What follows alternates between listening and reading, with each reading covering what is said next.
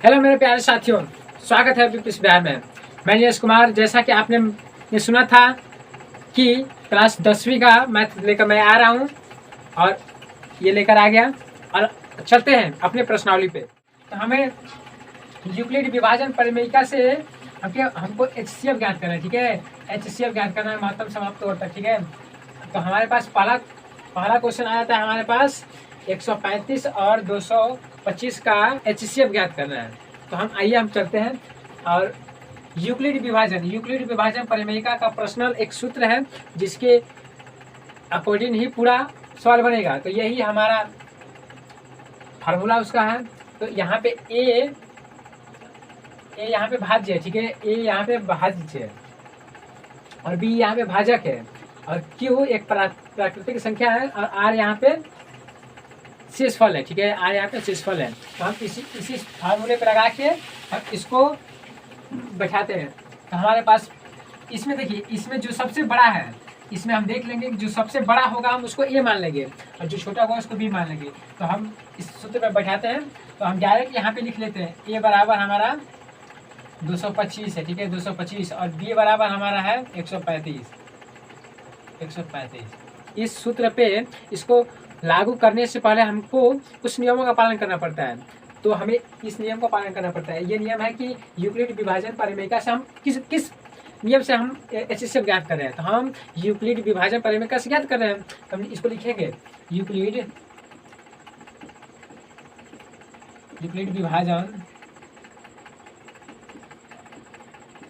विभाजन परिमेय से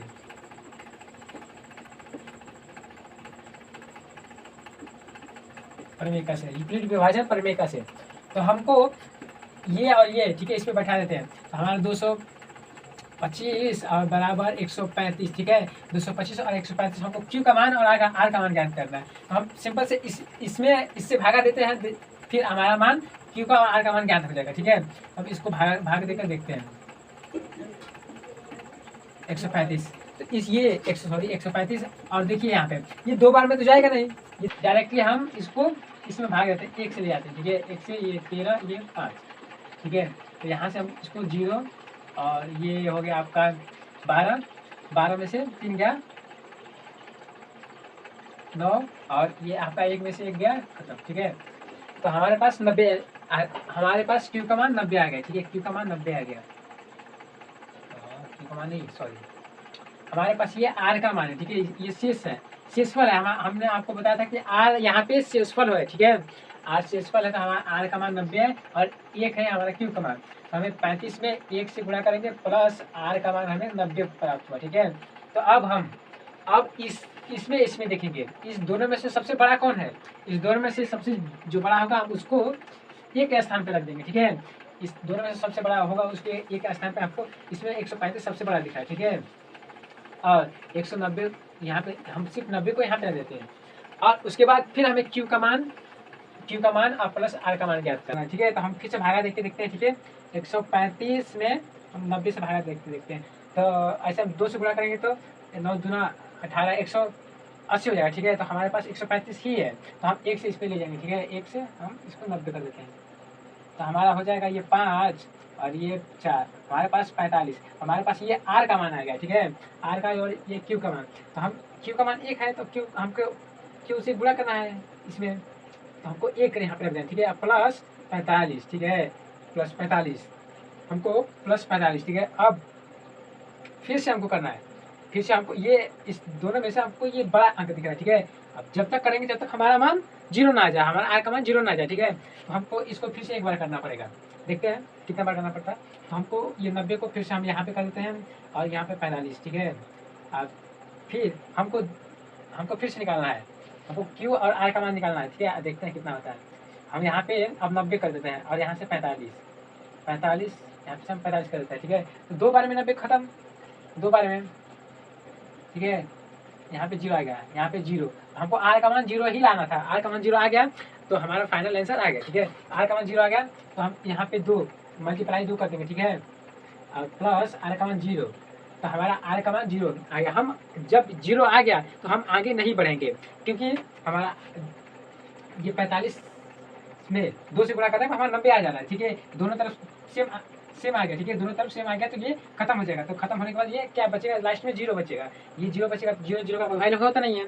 तो अब देखिए आप आंसर हमें कैसे पता करें कि आंसर कौन सा है। तो यहाँ से तीसरा नंबर पे जो होगा 1 2 3, जो तीसरा नंबर पे होगा वही हमारा शिफ्ट होगा। तो 1 और ये 2 1 3, ठीक है।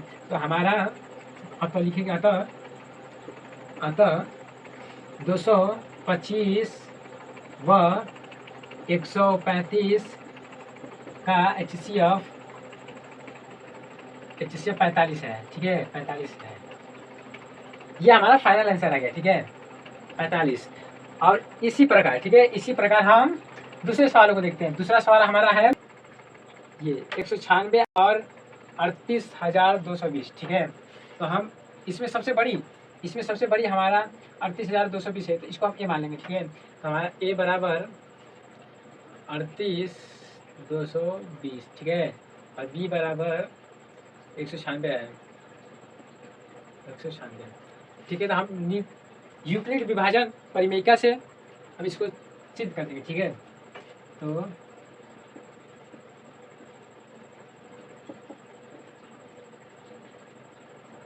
विभाजन, यूक्लिड विभाजन प्रमेयिका से, ठीक है, यूक्लिड विभाजन परिमेयिका से हम इसको देखिए इस सूत्र पर हम इसको बैठा देंगे। तो ए है तो हमारा ये आगे रहेगा 38,220, और बी की जगह पर हमारा 196 होगा, 196। क्यू और आर का मान हमें ज्ञात करना पड़ेगा। क्यू और आर का हम मान बहुत आसानी से ज्ञात कर लेंगे। देखिए हम इसमें भागा दे देंगे, इसमें और इससे भागा दे देंगे, ठीक है। तो हमारा यहाँ पे 38,220 में हम 196 से भाग देते हैं, तो हम एक बार में इसको ले जाएंगे, ठीक है।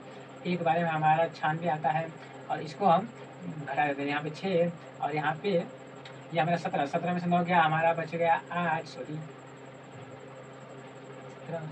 8 गया, ठीक है, 8 और ये मेरा और बच गया 1, ठीक है, और 2 में से 1 गया 1, ठीक है, 196 और प्लस यहाँ से 2 उतर जाएगा, ठीक है। 2 उतरने के बाद मेरा इतना हो गया। तो हम मिला जुला के ये 8 9 से गुणा कर देते हैं, ठीक है, 9 से गुणा करते हैं, ठीक है, 8 से गुणा करके देख लेते हैं। ये हमारा हो गया 196 और 8 से गुणा करते हैं, तो 8 छक्के 48 के 8, हम मुझे 4 लगा, ठीक है, 4 और 9 8 72, 72 4 72 4 76, ठीक है, 72 4 76 के 6 मेरा 7 लगा हाथ में, ठीक है, और 8 7 15 इतना हो रहा है, ठीक है, नहीं हो रहा है, हमें फाइनली 9 से ले जाना पड़ेगा। तो हम फाइनली 9 से ले जाते हैं, ठीक है। तो 9 से गुणा करते हैं, 9 छक्के 54 के 4 हाथ में लगा 5 और 9 9 81, 81 5 86, ठीक है, और 9 और 8 17, ठीक है, मेरा इतना हो रहा है।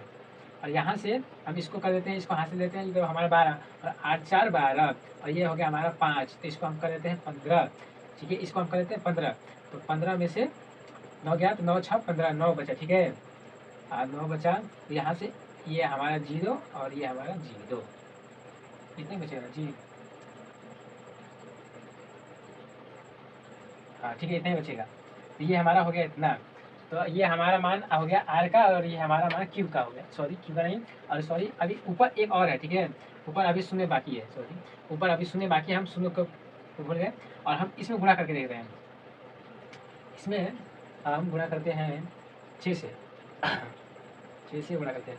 तो हमको 196 में 6 से गुणा करते हैं, 36 के 6 और हाथ में लगा 3 और 9 छक्के 54 55 56 57 के साथ हाथ में लगा 5 और 6 5 11।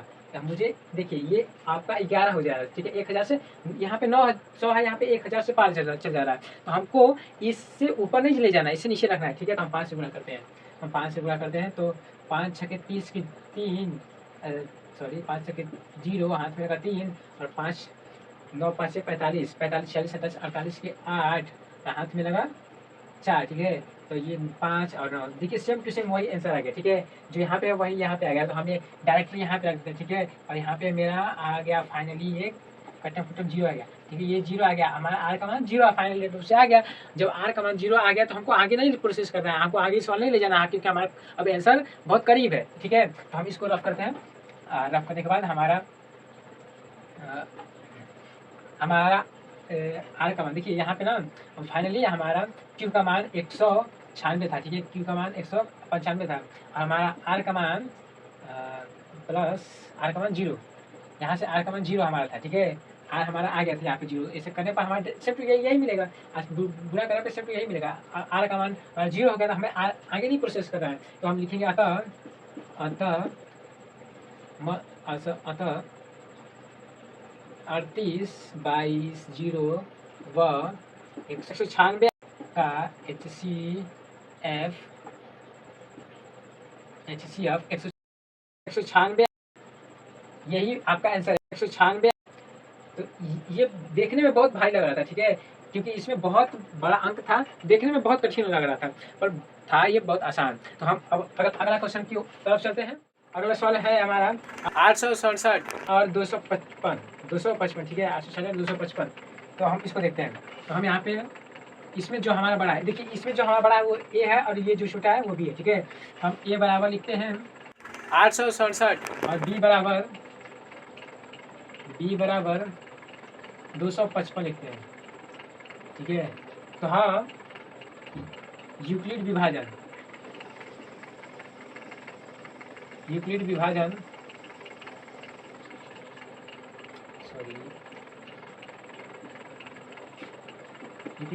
प्रमेय से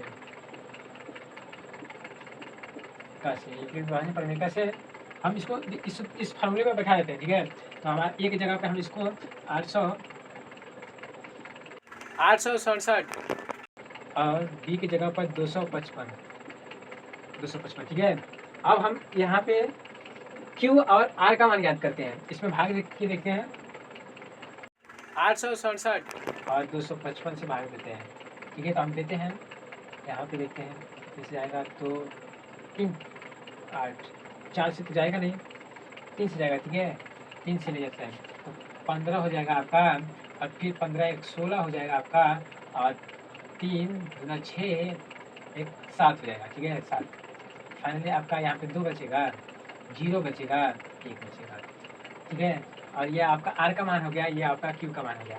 तो हम यहाँ पे गुणे 3 और प्लस 200 और 102 लिखते हैं, ठीक है। ये हमारा मान आ गया, ठीक है, ये हमारा मान आ गया। हम यहाँ पे अब इसको देखिए, ये मेरा बड़ा है और ये मेरा छोटा है, तो हम इसको पुनः एक जगह पर रख देते हैं, ठीक है। 255 और बी की जगह पे है हमारा 102 है, ठीक है, 102, ये हमारा 102 बी की जगह पर। अब हम पुनः देखते हैं कि मतलब ये कैसे, यहाँ पे क्यू का मान कितना रखे तो इतना होगा, और प्लस कितना बचेगा, ठीक है। 102 से भाग देके देखते हैं कितना हमारा आंसर आता है, ठीक है। तो हम भाग देते हैं, तो हमारा ये 2 बार में जाएगा, 2 बार में आपका 4 हो जाएगा, आपका 200, ठीक है। तो हम इसको माइनस करते 1 और ये आपका 51 बचता है, ठीक है। और फाइनल मेरा ये क्यू का मान आ गया और ये आर का मान, ठीक है। तो हम यहाँ पे रख देते हैं, यहाँ पे क्यू का मान मुझे 2 मिला है, क्यू का मान मुझे 2 मिला है, ठीक है। और आर का मान हमारा 51 मिला है, ठीक है। तो हम इसमें और 102 और 51 को फिर लेते हैं, ठीक है। 102 और 102 को हम यहाँ लेते हैं और प्लस और बराबर यहाँ पे हम 51 को लेते हैं। हमें अब क्यू का मान अब तो फाइनली दिख रहा है कि क्यू में 2 से गुणा करने पे इतना आएगा। हम डायरेक्टली यहाँ पे मैथ देखेंगे, ठीक है, डायरेक्टली हम यहाँ पे क्यू का मान 2 रख देंगे, ठीक है। और बराबर हम मुझे 0, यहाँ पे देखिए 0 मिल गया, मुझे 0 ही लाना था और 0 मिल गया, तो हम यहीं तक अब छोड़ देंगे, ठीक है। तो हम यहाँ पे लिखेंगे अतः, हमारा आंसर आ गया, अतः 867 व 255 का HCF हमारा 51 है, ठीक है, 51 है, ठीक है, 51, यही मेरा आंसर, ठीक है। अब हम दूसरे सवाल की ओर चलते हैं, ठीक है, बहुत जल्दी हम बताते चल रहे हैं, ठीक है। और हम इसको मिटा देते हैं और हम अगले सवाल की ओर चलते हैं। अगला मेरा सवाल है चौथा, ठीक है, 20 और 4, ठीक है। अब 20 इसमें सबसे बड़ी है, देखिए 20 सबसे बड़ी है और 4 सबसे छोटी है। तो हमारा ए बराबर हो जाएगा 20, ठीक है, ए बराबर हो जाएगा 20 और बी बराबर 4 हो जाएगा। तो हम इसको फाइनल करते हैं, ठीक है। तो हमारा 20 है, तो हम इस फार्मूले पर बैठा देते हैं, हमारा 20 और बराबर 4। तो हम यहाँ पे हमें डायरेक्टली दिख रहा है कि 4 में 5 का गुणा करने से हमें 20 प्राप्त हो जाएगा। तो हम डायरेक्टली किसी और चीज़ का सहारा न लेकर हम डायरेक्टली क्यू का मान 5 रख देंगे, तो हमारा आर का मान हमारा 0 आ जाएगा, ठीक है। तो हमें ये पहले पहले ही चरण में हमें 0 मिल गया, तो हमें आगे बढ़ने की जरूरत नहीं है, तो हम डायरेक्ट लिख देंगे अतः 20 व 4 का HCF, यहाँ पे HCF 4 है, ठीक है, HCF 4।